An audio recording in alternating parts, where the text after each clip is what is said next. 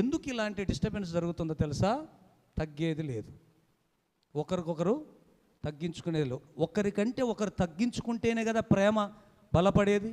ఒక వ్యక్తి ఎవరైతే తగ్గించుకుంటారో, ఒకవేళ నువ్వు పెద్దవాడివైతే చిన్నవాడి దగ్గరికి వెళ్ళడానికి తగ్గించుకో.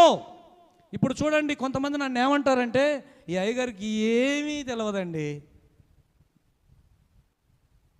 పోయిన వాళ్ళని మళ్ళీ పోనీయకుండా తీసుకొస్తూ ఉంటాడు. వాళ్ళు ఒక్క మాట చెప్పగానే నమ్మి చేసుకో, మళ్ళీ కొంతకాలం ఉండి బాధ పెట్టి మళ్ళీ వెళ్ళిపోతారు అని నాకేదో మేలుగోరి మాట్లాడినట్టుగా మాట్లాడతారు.